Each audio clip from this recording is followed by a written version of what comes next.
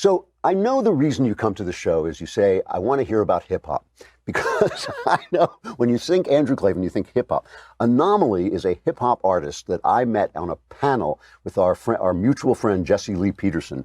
And he was so fascinating that I wanted to bring him on and talk about him. He is a news analyst, an activist, a video producer, a social media influencer, which I can say because his videos have been viewed an astonishing 250 million plus times across all the social media platforms. His music has been downloaded millions of times. He says that his mission is to restore common sense, truth, knowledge, and wisdom to the media and entertainment world. Here is a quick clip of his music, and you'll find it a little shocking.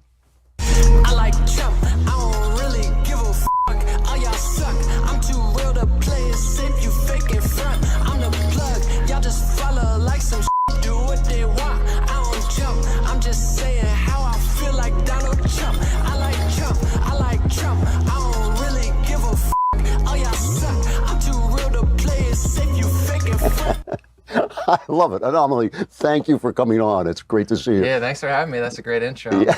I'm blessed. Well, I'll tell you, I told you when we met that my musical taste stops around like Lerner and Lowe. You know? So. Nah, you're bringing the hip hop culture back.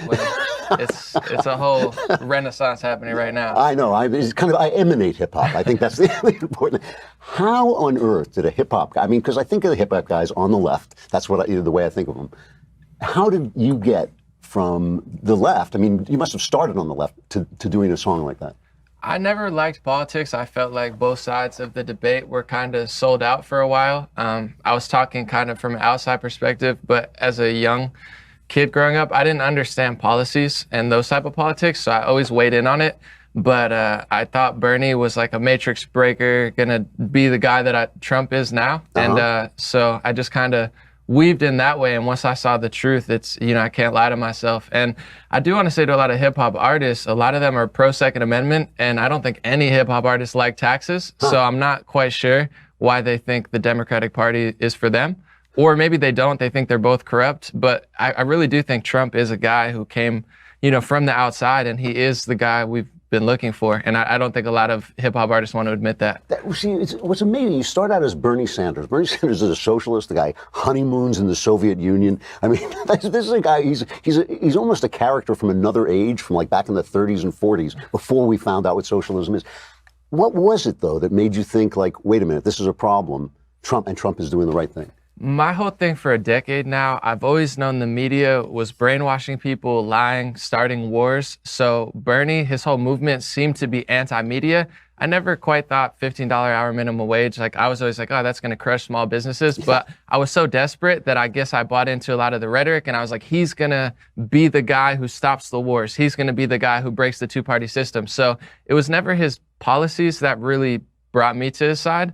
And I didn't, to be honest, until like a year or two ago, I didn't understand like taxes and health insurance. As I got older and started learning about it via thousands of dollars being stolen from me via Obamacare, individual mandates, then I'm like, oh, wait, this sucks.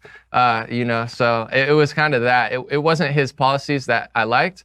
And then once I learned about socialism and he showed his true colors, I was like, whoa, thank goodness that didn't work out. What about the tone of censorship on the left, this new thing where if you say something now, or if they can find a tweet that you put out like 20 years ago that has a word in it that now they don't like, you're basically out of a job. I mean, is that something that haunts you? Does it come after you at all? It's terrible. It hasn't affected me. I've been very lucky and fortunate as far as not really any press, and I appreciate that rather than bad press, but it's terrible. A lot of the media, I feel like, as far as the mainstream, it's mostly leftist, the whole celebrity culture, entertainment culture. And what I'm trying to get people to understand is they don't care about your race or sexual preference like they claim to. Ellen DeGeneres, now they're saying, who made her the gay pope? That's like a Washington Post. I'm like, what? You're turning on Ellen? She shilled for your agenda for a decade. Kevin Hart, they claim like they're the saviors of the African-American community, but they're mad about a joke 10 years ago. It's absolutely ridiculous. It's ruining comedy. It's ruining free speech, and it's ruining intelligent discussion and solutions, because our feelings and words are not the big scoop here. There's people getting enslaved in other countries, and no one cares because they're mad at Rudolph. It's crazy. Now, hip-hop emanates from the black community. I mean, so much of American music, so much great American music comes out of black music. Mm-hmm. Are you linked into that community at all? I mean, do you have friends from the black side of hip hop? Absolutely, yeah. I'm not like Elizabeth Warren. Like I don't claim ownership over the whole community, But you but look like about 1/220. Yeah. my political stances may have got a different crowd. But I remember a music label was interested in me, and they were treating me like very white per se. Like they were like, "Oh, we're gonna dress you up like this." It was kind of strange. But then I remember they came back to me and they're like, "The kids in Brooklyn, they know about your music," and I think I tap into real people, and I have a lot of people who started hip hop, and a lot of the people who were like involved in the very beginning of it. I've got love from Jam Master Jay's family, and a lot of really, and hip hop actually took a turn in culture. It wasn't always about what it is now. It started dancing, b-boying, graffiti, positive vibes, and it was never about this. So I think it's like forked into five, and a lot of the elements of it that are toxic were not the origins of it. But I've been blessed, and good people from every community usually reach out. And do you get any blowback about the Trump stuff? I mean, I like Trump. A little bit, but not really, to be honest. Like all my friends in hip hop, they're like, man, I don't like Trump, but that song really slaps. They like the song, and it's been like anytime someone gets really mad at me, it's usually someone that's whiter than I am. But or like maybe like some guy who's like 55 from San Francisco and lives on a boat or something. Like it's not really the people. I talk to people all the time. Spanish, black, this, like a lot of people know about a lot of stuff. So I'm hoping to get more hip hop interviews because I could connect and really be like, listen, I'm not trying to ruin everything. I agree with you on this, and this, but like you got to understand, if you like the Second Amendment and you like free speech and you like low taxes, the government not stealing your money, this side's not for you. They socially manipulate people to then financially and politically get them. Well, I mean, it started out, there used to be a lot of love for Trump in rap music. I mean, they would basically point to him because he had the gold and all that stuff. He kind of had the values of rap, basically. Is that all gone? I mean, is there nothing like that anymore, or is it just gone underground? Or are the people secretly supporting Trump, but not? I mean, Kanye likes him. I have a producer that's like very successful, one of the biggest production groups ever. And he likes Trump a lot outwardly, and he tells me that a lot of people behind closed doors do. A lot of people don't, but the media pushed billions of dollars went into trying to tell people that Trump is racist. But if you look at it, Trump is really like a lot of rappers. Floyd Mayweather actually brought it up. He's like, man, he talks about women like rappers talk about women sometimes. He talks about, like, he's really blunt. I mean, that's what I like about a lot of rappers. They always said it like it was. So it's like, people didn't want it to come from that side, but I think Trump's also exposing a lot of like backwards, like people hate men and hate white people. And it's like, I didn't really realize how deep it was until Trump came out. He made everyone show their true colors. And you're like, a lot of it is you guys as well. It's not just from this side. No, I think that's absolutely true. I mean, besides the taxes, which we all hate taxes, but what are the issues that really get you? I mean, what are the things where you say, like, you look at the media and think, you can't believe they're saying what they're saying? The wars were always a big thing because I realized, I'm like, all right, we're overseas, this and that. 9/11 happened, we went over there, but Trump defunded $1 billion policy in Syria, and a lot of people don't talk about it. We were funding rebels who were fighting ISIS. ISIS is fighting Assad, and the rebels are fighting Assad. So it's a lose-lose-lose. In Libya, there's slave trade, organ harvesting, because they funded extremist rebels, and those rebels killed the leader of Libya, and then there's nothing. So it's like Syria might not be up to the greatest stuff. I have no idea what he is or isn't doing. But if you kill the leader and the only people on the ground are terrorists and extremists, it's not going to get better. And Trump, I think he's very pragmatic, and he's like, who are these people? And people are like, he's so dumb. But he's right. Who are those people? Like, he says it very basically, but he makes complete sense. So I like that he's doing that. In the media, it seems like even conservatives, besides maybe like Tucker Carlson, they're all on that. It's like one big club, and we're not in it. I mean, somebody said recently if Trump praised air, they would stop breathing at this point. I mean, I think so. I would say water. He says he likes water. We might have people just dehydrate like SpongeBob. It's a good strategy. Say he likes water. It's like, man, I love water. I'm going to bring water. And people, it's like, just drink water. It's okay, my man. You won't die. I'm talking to Anomaly. Where do people find you when they want to hear your music? It's on Spotify and everywhere. It's AN0MALY. Okay. It's on YouTube, Facebook, but the O is a 0. So AN0MALY.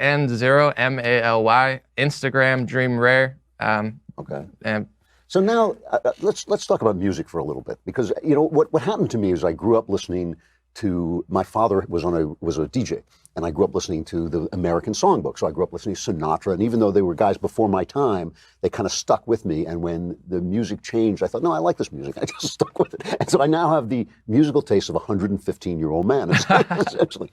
But I must tell you, from rap into hip hop, I was lost entirely. I do not what is this music?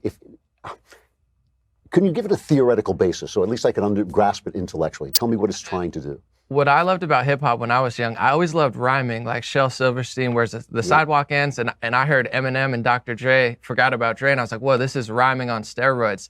And then I started getting into like some true lyricists, you know, people like Nas. Jedi Mind Tricks is somebody who, they were talking about the wars, and a lot of these things that I talk about now, they were talking about through rap music. Vietnam War, there's a good song called Uncommon Valor by R.A. the Rugged Man and Jedi Mind Tricks, and his father was in Vietnam, and it's just like a lyrical, you know, onslaught of like explaining Agent Orange and all the bad effects from it and stuff, and like that's what I really liked about it, the message, and I think that message gets through to a lot of people. The problem is a lot of modern rap, the message is horrible. It's like, take pills and commit suicide. And you're like, and then they're like, there's a huge opioid problem. And I'm not blaming rappers completely, but I'm like, you go to these concerts, there's millions of kids who are like, yeah. And you're like, no, that's not the right message. So I like that about it a lot. But I've been listening to a lot of like Jackson 5 and Stevie Wonder and stuff recently, because it's just like better vibes and a better message. Well, it's really, because you're saying basically they're like balladeers. You guys are like sort of talking in rhyme about things that really matter,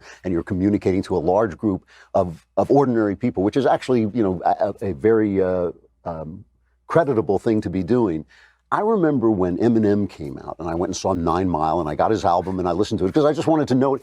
And 8 Mile, sorry. 8 Mile. Sorry, not from Detroit. Add a mile. You know, we're getting our exercise on this year. That's right. But I thought, God, this guy's so talented. But it was, the stuff he was saying was grotesque, especially the stuff about cutting women's throats. And, you know, I mean, it just, and I mean, is there some way to separate from that without becoming, you know, like Christian music, this kind of bland nothing? With Eminem, it's funny. I loved him growing up, but now I listen to it. It is, you're like, oh, this is really dark. And now his political opinions are awful.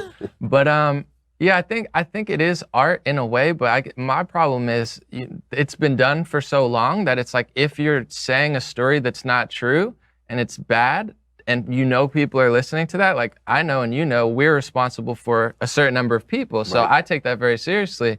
If you just say like kill people, you're like, oh, I mean, that's not a good path to put people down. And a lot of rappers are like talking about pills, and then they'll say in an interview, I don't even do those pills. How could you do that with a conscience and a soul? Like tell people to do things that you're not even doing, because thousands, tens of thousands, I know people personally, hip hop producers, you know, dead because of drugs. So it's like you're killing the kids. And I've been saying that for years, even before I got political. Like they're killing the kids via like overdose and pills and violent culture that they've, you know, hijacked a community and told them this is who you are, and it's not a good way to be. Yeah. Do you, looking forward, I mean, I when I became a loudmouth conservative, it cost me big in Hollywood. I mean, I was a jobbing Hollywood screenwriter for quite a while. Basically, that was over. You know, that part of my life was over. Looking forward, are you afraid that your career is going to suffer for this? It's been thriving, but I'll tell you, even before I got this deep into politics, 5-6 years ago, they flew me to New York City for a record label meeting. I won't say the label. It was not even one of the big ones, independent, but pretty big. They said, don't talk about politics. So I've been told for 5-6 years not to talk about politics. I've been talking about so much stuff, even when I started, although it wasn't maybe conservative, but it was deep diving stuff. I probably blacklisted myself from the very beginning. So now that this is like a wave, I've caught that wave, luckily, and it's like I couldn't do it any other way. I'm sure it has affected me, but I'm so deep in it that like since the beginning they were like, oh, this kid looks good, but like talk about women and drugs and shut up. Like, and they like I've literally heard that, like talk about women. I'm like 20. I'm like, I don't love anyone yet. I can't make up, you know, I gotta love someone and then I can write a love song. I can't make it up and wear like Abercrombie. Like they literally like, let's wear like Abercrombie, they wanted to make me like a white, you know, superstar. And I was like, I was talking about George Bush and like the Iraq war. They were like, yo, shut up. You know, You know, I'm telling you, I think it is so important what you're doing. I really do. I mean, I think that this fight, the fight to be able to have a voice in the arts, which makes all the difference, is where all opinions are actually originally shaped.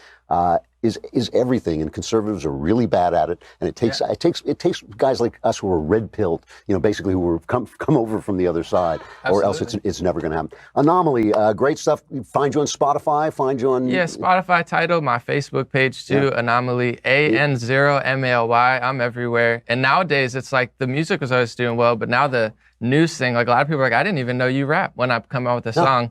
And it's okay, because even with the music, what I always wanted to do was like spread a message. So once I could sit on my couch and do it, I was like, oh, this is even easier. So, you know, and I don't have to deal with like all the, bro, you want to collab? People in my DMs, you know, trying to make, I'm like, what does that mean? They want, you know, collab, like make a pitch. But jokes aside, just find me anywhere. All right. It's great talking to you. Thank you.